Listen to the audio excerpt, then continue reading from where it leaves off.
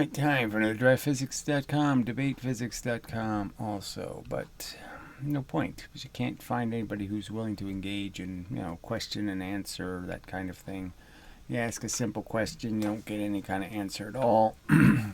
So, thinking about ways of resolving this question, get this thing to right, of 1 pound dropped 4 feet and 4 pounds dropped 1 foot being the same energy. Okay. Yeah. And obviously I would argue that no, the lever proves that you need 2 pounds, okay, dropped with twice the velocity to equal 4 pounds at one velocity. So I was thinking a pulley could probably do it also, right? So if you put a 1 pound weight on the pulley and you have a 4 pound weight here through the mechanism, that won't balance at all. The 4 pounds will just fall, the 1 pound will go shooting up, and it'll basically prove that it'll go more than twice the speed and it'll want to just keep going, so it'll gain more and more velocity and prove that those two aren't equal. And if you put a 2 pound on here, okay, then you will find that the 2 pound moving twice the distance, twice the velocity, is the same as the 4 pounds moving one velocity, because you could put it in any position and it'll stay where it is. So if you pushed on this, the idea would be is that it could go a certain distance and then friction will, destroy the differential, but you will get some motion. It'll move freely, meaning that 2 pounds, okay, with twice the velocity is the same as 4 pounds, okay, at one velocity. All right, so I think that would be a proof. So I was thinking about the other experiment you could do to try to gain this energy advantage, if you want to call it that, this mechanical advantage, of dropping something, and then the idea is not to have to lift it. So like say if I put a car on here, all right, so this experiment we've seen, and what I haven't done is analyze those experiments. They're always doing something that I'm not interested in, and so that's not of much value because they're not doing the experiment. I am what information I'm trying to glean.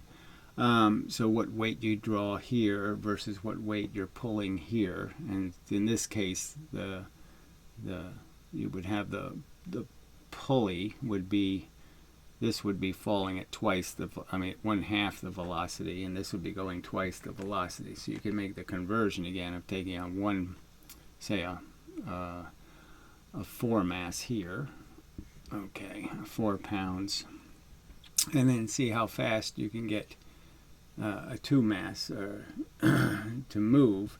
Now the catch is there's no gravity, so you're not equalizing the two forces. So in this sense, you're gaining the full energy of the 4 pounds dropping going into the cart, and so there will be motion, without any.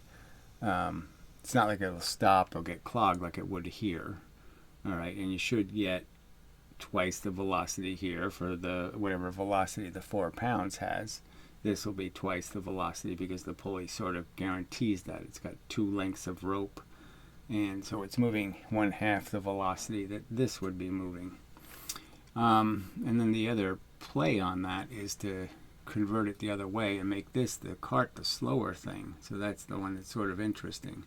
So you drop your weight here, and you create your half the velocity here. So you can have 4 pounds on the cart, all right, and 2 pounds dropping. And your impact, you have 2 impacts, right? You have 2 pounds hitting the ground at some velocity, and you have the 4 pounds hitting with some velocity. And I would argue that that will equal more than just the 2 pounds falling in free fall. Now, how to collect that energy is the tricky part. How to collect this impact energy here and the impact energy here and collectively convert those into raising the 2 pounds back up again. That's the tricky part.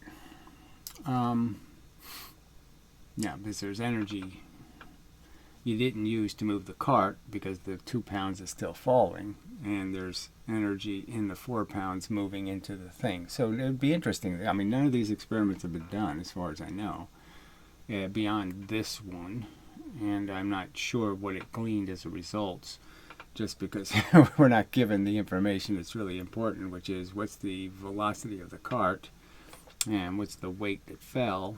And like I said, there's no point in doing it with the straight pulley. I guess I don't have that example drawn here, but obviously they always do it with just a pulley going over the edge, and so there's just a 1-to-1 relationship, so you don't have a 2-to-1 relationship. And so this would duplicate a lever, and this would duplicate a lever. But we'll stick with the simplest experiment, and the argument is okay, so look, it's a simple enough question. Do you understand, do you believe, okay, that this will only work, okay, in terms of it being a balance, if I have a 4 pound and a 2 pound, not a 4 pound and a 1 pound, demonstrating that 2 pounds at twice the velocity is the same energy as 4 pounds. Same energy in gravity, especially, because the two will balance. So whatever position I move it into, it'll just balance the weights, because to move them requires you to add weight, because they're balancing each other's pressure, quite obviously. The 2 pounds is collecting the same gravity in terms of moving it. You're moving it twice the distance. For every distance you move the 4 pounds, half that distance, therefore indicating that whatever way you're going, those two are equal. Alright, so I guess I'll read a couple of comments and such. I was also thinking about magnets and creating magnetic springs. Now, I thought this was the kind of thing you'd probably be able to already buy in some kind of simple form, but they're all in kind of complicated forms. So, I don't know. Just because a regular spring, I'm just not too sure. I mean, I get different numbers when I did some research. I mean, how much are you losing in the compression of a spring in terms of the energy you put in versus the energy you get out? And, somewhere between 80 and 90% is all you can get out of a spring. So it's not as, it's not as perfect as you would like it to be. And the thing I'm most curious about is how it reacts to speed, because there's a certain amount of speed that it has. Okay, when a spring expands, it expands at a certain maximum speed. And so you have to consider that in considering when it's pushing lighter and lighter objects, it's going to not be as efficient. So you could push it in very efficiently in terms of putting the energy in a slow rate, and then the expectation is that you get the same energy out fast, and that's where it doesn't really work because of the limitations of the speed of the spring. So it's not a perfect converter from like a lever. Okay, I mean, the idea is to find some way of duplicating what a lever does without a lever, where we want to do this conversion, where we want to put energy in, and then we want to be able to change the velocity, the mass of the energy we take out. So we want to be able to put different weighted objects on the lever and cause different velocities, collecting all of the energy and converting it. So conversions from big thing moving slow into little thing moving fast. Now, the ideal lever, so again, I'd ask the question, I mean, people do understand that an ideal lever basically says you can have the gun recoil here, okay? I can shoot the gun's recoil here as energy and make a bullet here, okay? And with that energy, that I can create the 2,000 joules of energy here with just the 2 joules of energy here. And that's theoretically troublesome. It should be. I can't make free energy, and if I did have an ideal lever, I could clearly make lots of extra energy. So, it sort of debunks the whole idea, and obviously the inverse we sort of can do with a ballistic pendulum, but you can do it. You know, if you could collect the bullet's energy here on the lever, you could recreate the joules of energy that move the gun, but you lose, 99% of your energy. And you shouldn't be losing energy or making energy, frankly. I mean, it should be understood that you can't do that.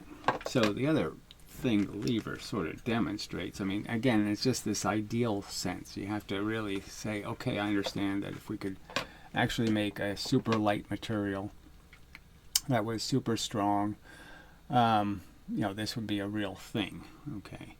But we can't. Right? So I can't do some of these experiments until we find a way to do them with the right material versus the right amount of mass to minimize how much of a role the lever plays. So you want to make the mass differential as high as possible, and the lever still being rigid enough to handle those masses.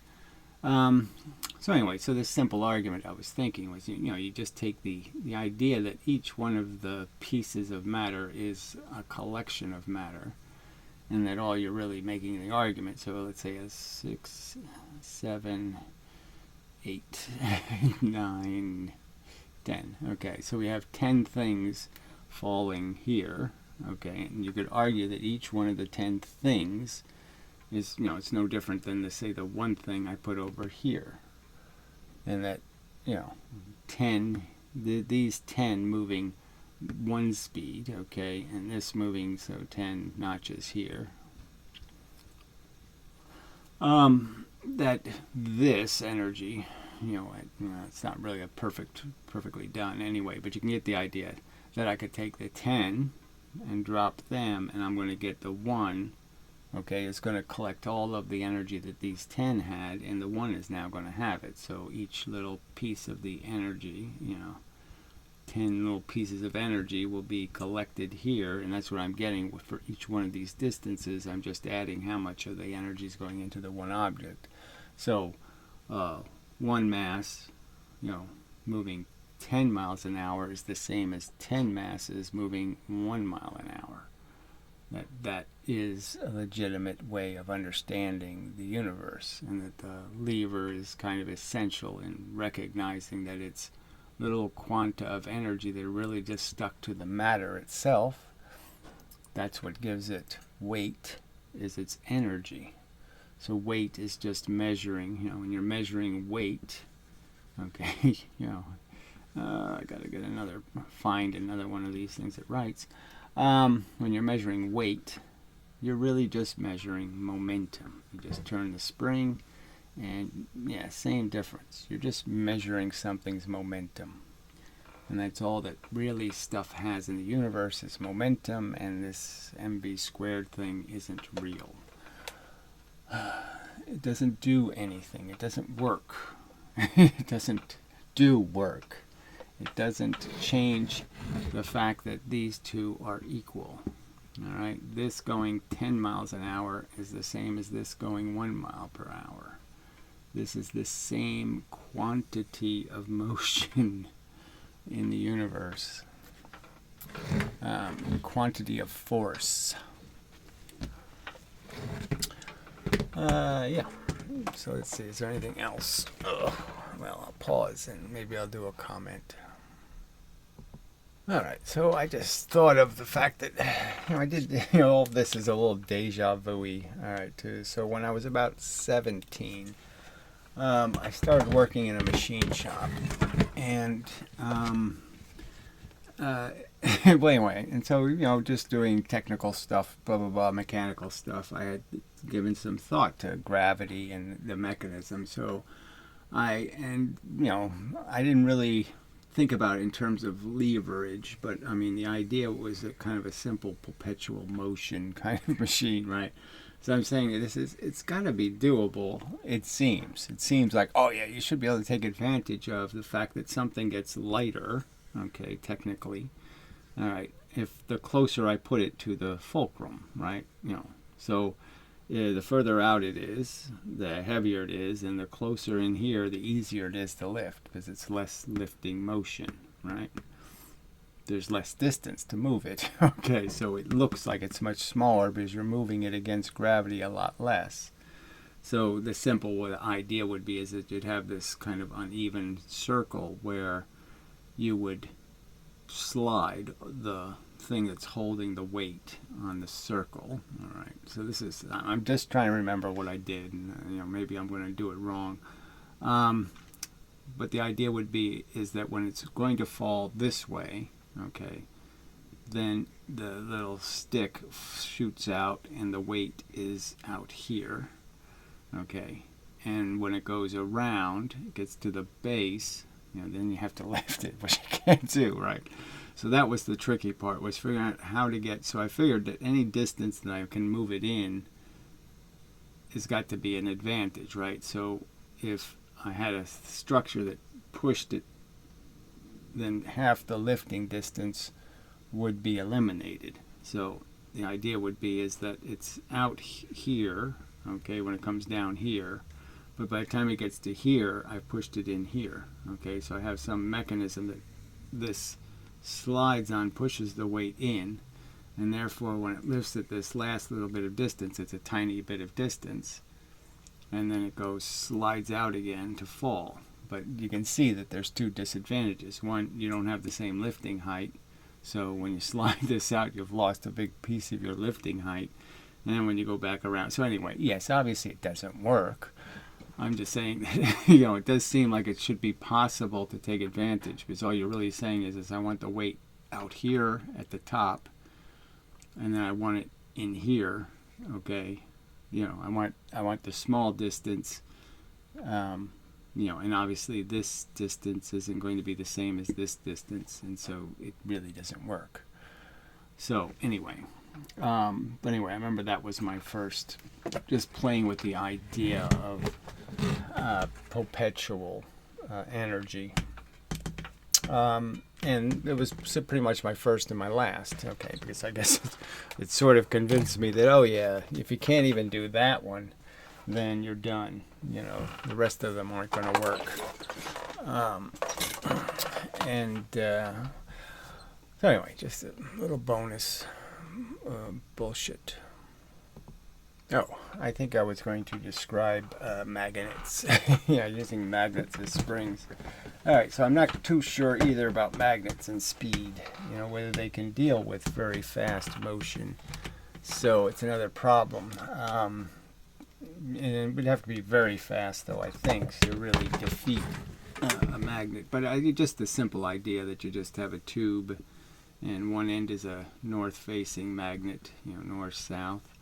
At this end, and then you just have another magnet in here, okay, it's a plunger on a stick, okay, that can, go through a little hole, and, basically you have a magnetic spring, got a north-south magnet here, so you have this repulsion, and it should make a pretty good spring, but, yeah, I don't know, so it seems I should be able to make them, but I was hoping you could just buy them cheap somewhere. I haven't really seen that yet, but whatever. So hard to say it's any better than, see, the problem with air pressure is you have all these friction points, where you're trying to seal the air out, so it's not a perfect spring either. And this obviously would have some, your magnet does want to flip, so you do have to have some friction, where you're stopping it from flipping. So, yeah, they all have some kind of limitation or liability, apparently. All right, a couple of comments. So, Snack Fatson, whatever. Do you think NASA's 99% air glass is a mock of an indestructible spring? So you really think I'm going to know what NASA's 99% air glass is? So I did look up air glass, and I didn't get any, I saw a static electricity thing, and some other thing they make NASA, but I didn't see whatever you're talking about. So really, if you're going to post a comment, you got to put a little bit more information, a link to something, some kind of something. I mean, this is just, fuck you. Not helpful. All right, so the Piro stated. So this is where I asked a simple question. I mean, do you accept blah blah blah? Nothing, nothing regarding the lever, the balance, the idea. Do you acknowledge these facts? That yes, I can create an oscillator of 4 pounds to 2 pounds, but I can't create an oscillator of 4 pounds to 1 pound. Not at twice the velocity. Okay. If you have 4 drops, there are 4 springs. So now he's telling me how to make my free energy device. And so fine. So now you have 4 springs. Now, do we even know whether springs in parallel? I guess you'd put them in parallel to launch something. Whether that also conserves energy. Because now you have 4 springs with 4 inefficiencies built in. How much energy are you actually going to lose? What percentage? All right, the first drop, the one is compressed and fixed with a quick release or a ratchet of some kind. Yes. Okay, so you have 4 springs now. Now you have to move 4 springs to some location where you can launch the object back up. So the springs aren't where you need them to be. You have to move them somewhere. The next spring takes the second step of energy. You have 4 loaded springs. You use 2 to launch the object. And it's exactly how do I do that? Okay, surely you can think of ways to use the springs together. Well, I don't know. Can I? Yeah. Isn't it your job to prove, to debunk me by proving it's free energy by showing how you can collect it? Some kind of diagram of a more possible experiment. I mean, I can do your, free momentum thing. I could just put levers on either side and demonstrate that your free energy is easy to collect. All right, or just collect the energy into an electrical battery. So I explicitly state in the video how, well, you can't really do that because it's not very efficient. I mean, it's even less efficient than a spring moving a magnet in a coil. Okay, the amount of energy you're using to move the magnet is not going to be represented by the amount of electricity you get from the activity. So it's not anywhere close to 100% efficient. So not very useful. I mean, it's very useful for comparison. So if you want to compare 2 things and use electricity, that's fine because then they both have the losses and no big deal. But to do an absolute conversion of mechanical energy into electrical energy, you've got to accept quite a bit of loss. I mean, it's like the solar panel thing and other things. It's really hard to get anywhere near that 100% efficiency number. All right. So this is all just bullshit. And I stated in the video that it doesn't work.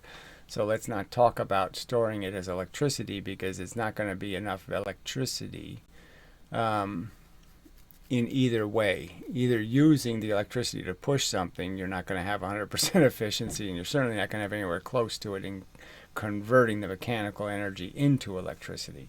You have very little hope. And then use it to launch the object with an electromagnet. So again, assuming that electromagnet, solenoid would be a better statement, I suppose, is going to be capable of performing at the efficiency level necessary, which is very unlikely because it's got a heavy piece of iron that has to move. And so it's really hard to launch something unless you're launching something much heavier than it is.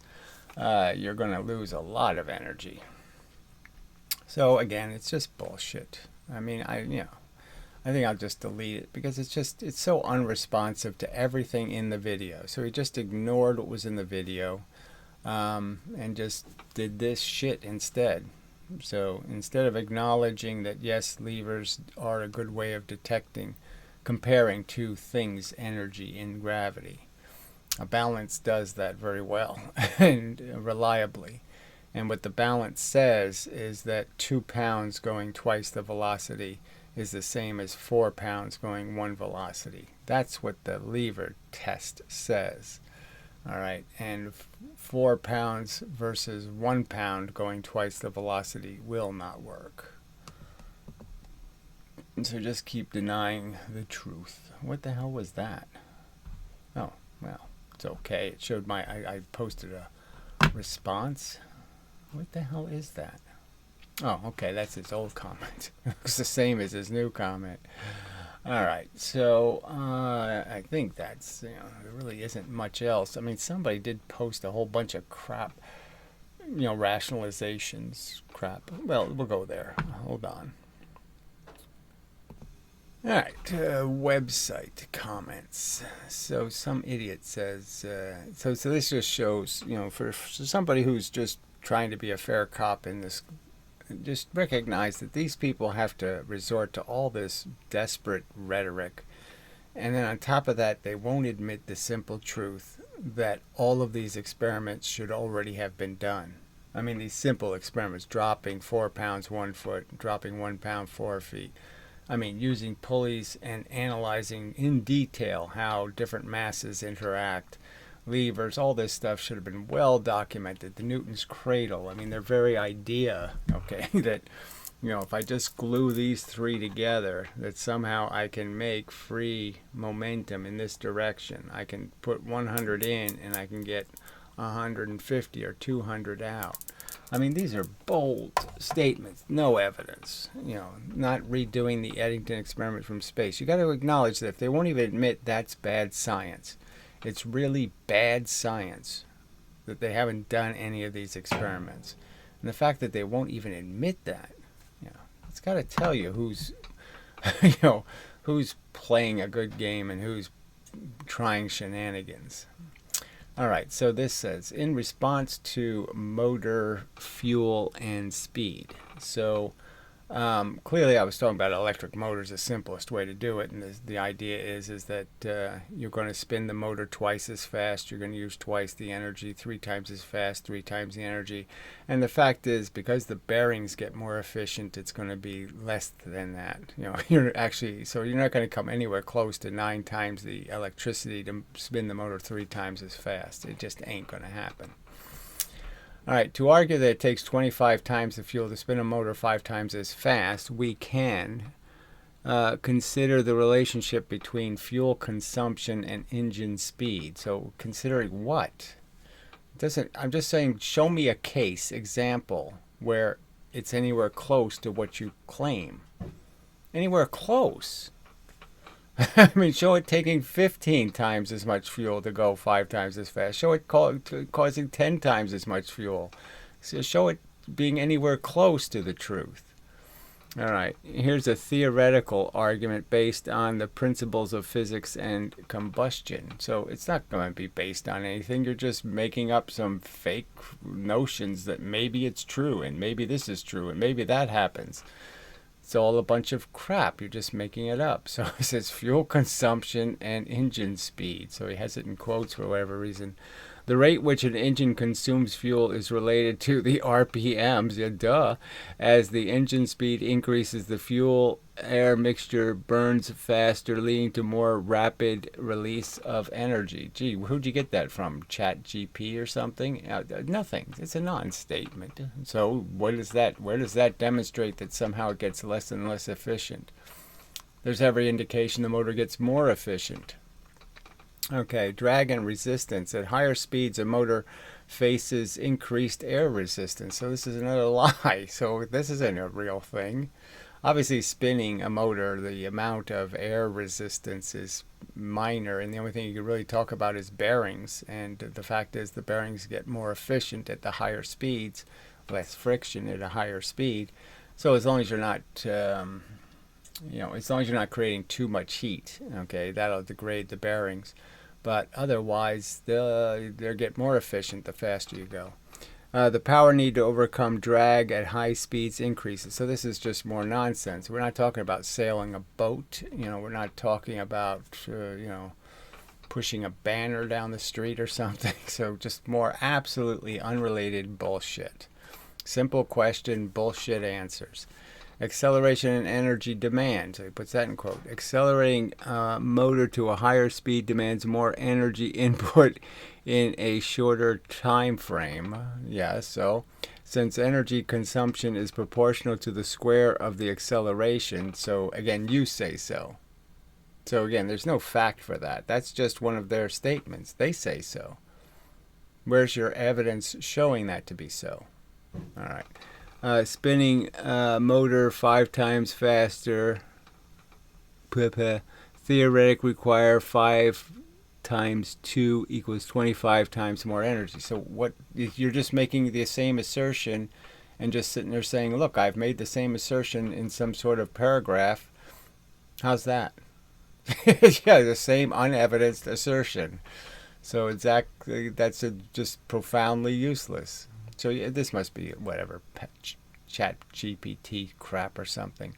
Number 4, optimal efficiency range. Okay, most motors have an optimal efficiency range. Operating beyond the range can lead to exponential increase in fuel. Yeah, it's obviously if you start breaking the motor or burning the bearings, blah, blah. So again, more bullshit about stuff that has nothing to do with the conversation. We're not talking about doing much here. We're just talking about taking a motor and spinning it. And then spinning it faster, and then a little faster, and a little faster. We're not talking about making it spin 5,000, RPM or anything. Gear ratios and fuel economy. So again, gears have nothing to do with this conversation. They just waste the energy. We don't need gears, so absolutely not. I won't even bother reading it. Okay, practical considerations. Why theoretical arguments suggest a significant increase in fuel consumption, real-world factors such as the design of the motor and the efficiency of the fuel delivery system and the type of fuel used will also influence the actual fuel consumption rate. So, meaning absolutely nothing again. Saying nothing. Blah, blah, blah, blah, blah. Nothing. In summary, while the exact factor may vary depending on specific conditions and motor design, it is theoretically possible for fuel consumption to increase substantially, potentially by 25 times. So again, you're just saying so, right? There's nothing here. You're just making it a bold claim with zero evidence. I mean, not even a little bit of evidence. Again, the Mythbuster car crashes. 50 mile an hour, 100 mile an hour, and just coincidence that it turns out that it crushes twice as much at 100 miles an hour. Not 4 times as much, just twice as much. Or more times as fast. This is due to the combined effect of increased engine speed, air resistance, so more bullshit about air resistance, and the demand for energy to accelerate. However, this is a simplified argument and actual results would depend on a multitude of factors. So there's so few factors in this. You're just making a simple argument that the inefficiencies of the motor are basically, some of them are built in. That is, doesn't matter what speed, you're still going to lose a little bit of energy. And so those you just ignore, and you just pretend to, you just account for your relative difference. And all you're basically saying is what's the relative comparison between spinning at 1 revolution a minute and 2 revolutions a second, or 3 revolutions a second. And the fact is you won't use 9 times the fuel, and if you make that wheel stop, that is, you absorb all of its energy, you're only going to get 3 times the energy out of it. You're not going to get 9 times the energy out of it. It's back to the bowling ball argument. Okay, an 8-pound ball going twice as fast is not going to knock over twice as many pins as the 16-pound ball. It's just not going to happen. And if you think about it, you can figure it all out, because you can say what's going to be transferred when the ball hits the pins. We know the momentum is going to be transferred. A portion of the ball's momentum will go into the pin. The pin will leave with a velocity. It has a mass. That mass and velocity equals an amount of momentum. That's how much momentum the ball will lose. That's what's going to happen.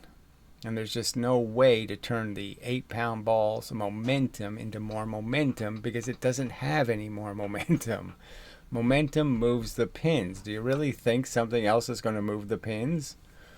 Come on, it's just so ridiculous to think that you're getting more pin action, more pin motion, more pin momentum, all right, out of a fixed amount of momentum. And of course the facts indicate that your theory is bullshit, because no bowler uses an 8-pound ball, because it doesn't work. Lighter, faster doesn't work. There's no advantage. Okay. Jesus. Alright, so it's probably enough of a video. I guess I'll pause and think if I could give a shit about anything else. I mean, it's just so disappointing. People are so stupid. And they wish to remain stupid. I mean, they're belligerently clinging to stupidity. They really haven't, humans really haven't gotten past religion. You know, they really are wishing the world to be, I don't even understand why they're wishing it. Because it's again, it's like a God that you can't connect to. It's like the religion is so empty. You know, I should pray to some monster who's going to potentially kill my relatives or my family, and I have to pray to him, please don't kill my family today. I mean, what kind of God is that? Who the hell would want to, you know, be a slave to that kind of monster? What a fucking asshole. You know, and this new God of this singularity crap and wormholes is so uninteresting. I mean, why the fuck would anybody, you know, what, how does this get you off at all? You know, your possibility of your warp drive. Do morons really think you're going Star Waring someday? Do you really think so? Oh, it's just so pathetic. I mean, what people live for, and what everything people do is disgusting and pathetic. So I really shouldn't be that surprised. It's just it's a fucking ugly bug planet, and I'm stuck here to just endure it and then die and then you know, do it all over again. Because some asshole decided to have a kid without thinking about it, and the kid will be smarter than the asshole. And they'll be stuck living on a planet of assholes. Idiots, morons, fools, dupes, slaves, willful, happy slaves. Ugh. Puke.